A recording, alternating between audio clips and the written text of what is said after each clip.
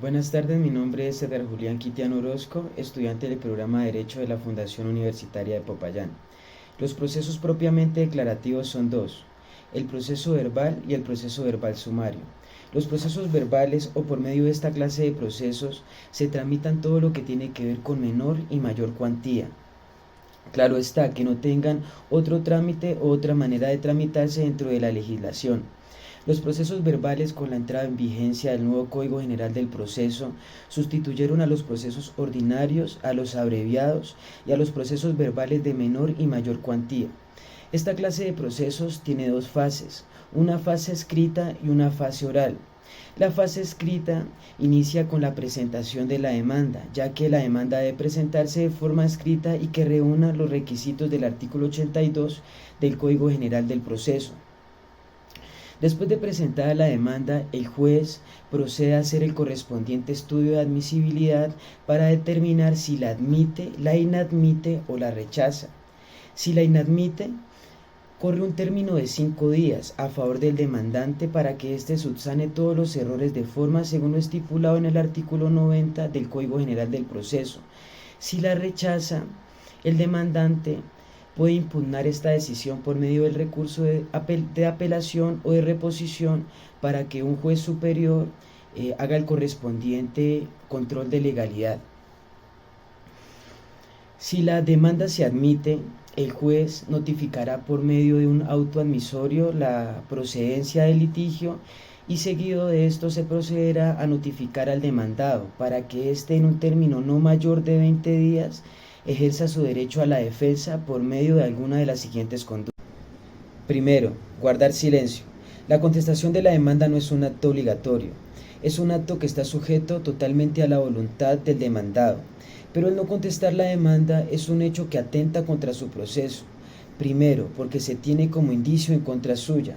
Segundo, se presumen ciertos los hechos que presentó el demandante según lo estipulado en el artículo 97 del Código General del Proceso. Y tercero, pierde la oportunidad de solicitar prueba.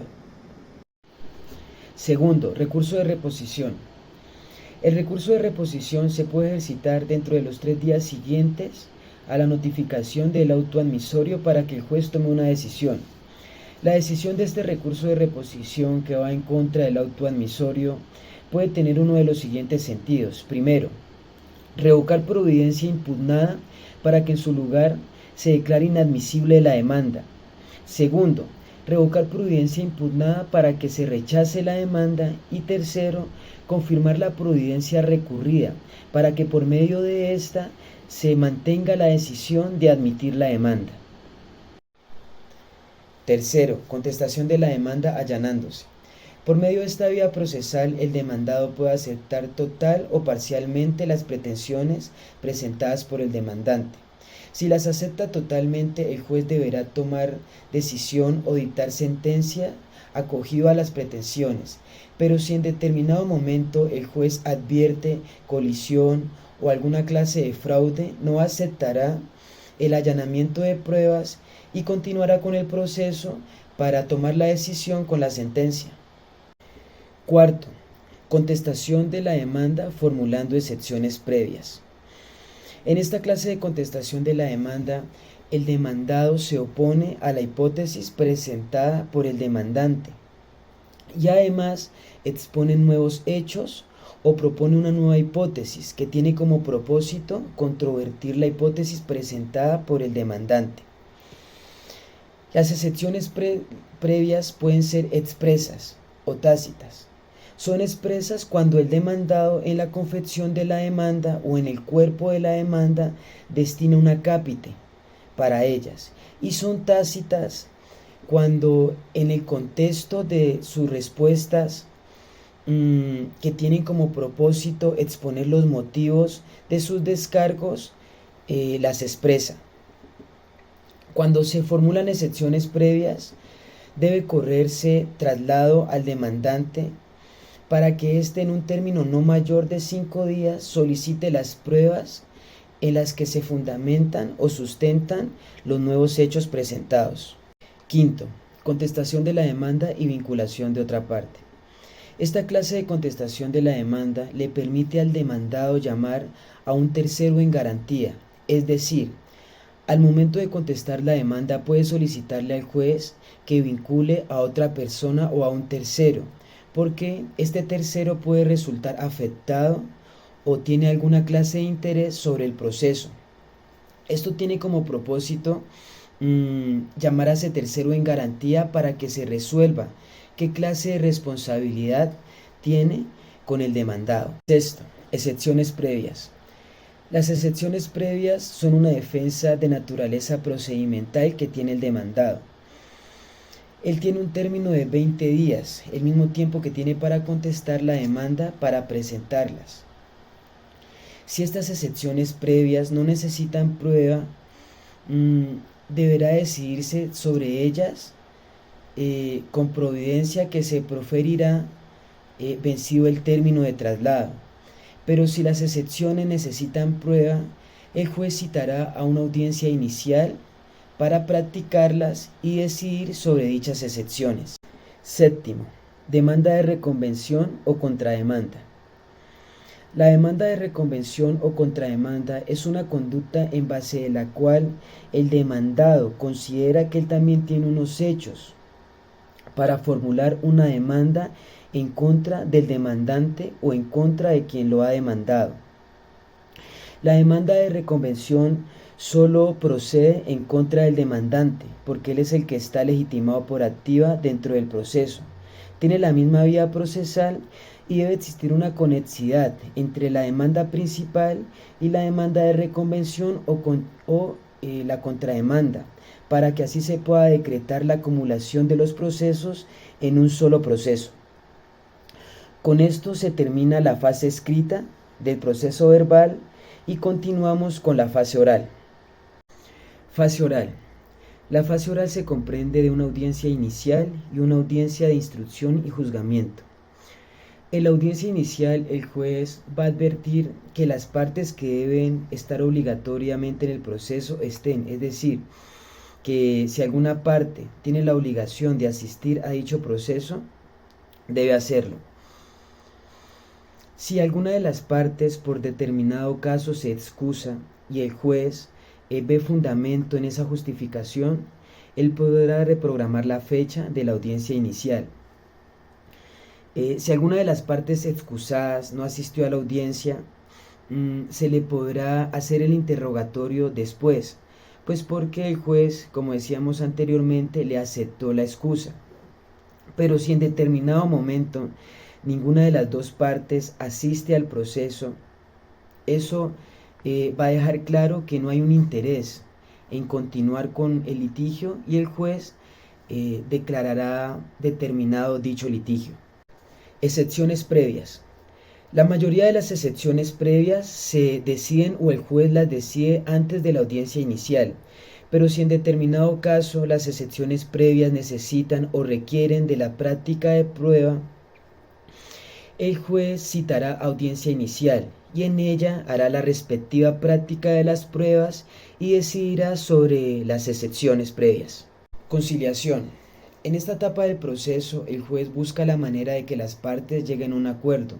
Incluso ofrece formas sin que esto implique prejuzgamiento. Si en determinado caso las partes no llegan a un acuerdo, el proceso debe continuar. Pero si ellas llegan a un acuerdo, el juez emitirá un acto por medio del cual aprueba la conciliación y esto tendrá carácter de cosa juzgada. Adelantar interrogatorio de las partes. En esta parte del proceso, en esta etapa del proceso, el juez deberá interrogar o adelantar el interrogatorio de las partes de una manera exhaustiva y suficiente que le permita llegar a la verdad procesal. Hay un debate que el autor propone, o una tesis que el autor propone, o una tesis más bien que el autor critica, sobre cuando la propia parte pide su propio interrogatorio. Según el autor, esta tesis no tiene ninguna clase de fundamento y la ha criticado en algunas de sus obras, ya que según él reitero, y valga la redundancia, el artículo 184 del Código General del Proceso prevé la práctica de interrogatorio de las partes. Pero esto en específico se basa o quiere decir que solo se podrá decretar o se podrá pedir el interrogatorio cuando lo pide la futura contraparte. De resto no se podrá hacer. Por eso el autor hace una crítica a esta interpretación de algunos tratadistas del derecho. Control de legalidad. Esta parte del proceso tiene como propósito verificar si se han surtido todos los trámites que comprenden un proceso. En esta parte también se exhorta a que el demandado o el demandante exprese alguna inconformidad. Si tienen alguna inconformidad con el proceso, pueden hacerlo para que el juez tome las medidas pertinentes. Esta parte es importante porque si ninguna de las partes expresa su inconformidad, después no van a poder hacerlo, después no le van a poder solicitar al juez que anule algún acto que tenga que ver o que sea anterior, al control de legalidad. En esta etapa el juez también puede dictar sentencia porque la audiencia inicial no lo limita o no le prohíbe hacerlo. Esto casi no sucede, se da cuando de pronto no hay pruebas o no se amerita continuar con el proceso. Decreto de pruebas. En esta parte del proceso se cierra la audiencia inicial. Las pruebas se van a practicar en la audiencia siguiente o antes de esa audiencia. Es decir, si el juez necesita practicar pruebas que tengan que ver con dictámenes periciales, nombra al perito y ordena que al perito que dé su dictamen o que dé su diagnóstico 10 días antes de la audiencia de instrucción y juzgamiento. En esta parte del proceso también se puede decretar inspección judicial, si de pronto no hay otro elemento de prueba o algún documento que permita evitar que decreten dicha inspección. Esta inspección también se debe llevar a cabo antes de la audiencia de instrucción y juzgamiento. Audiencia de instrucción y juzgamiento. En esta parte del proceso el juez deberá dar el tiempo suficiente para la práctica de pruebas decretadas y para escuchar los alegatos finales de las partes. Si de pronto alguna de las partes se excusó y el juez aceptó esa excusa o vio que esa excusa tenía méritos, se les deberá practicar el respectivo interrogatorio. Esa parte no se va a librar de ser interrogada. De no ser así, ya se procederá a los testimonios.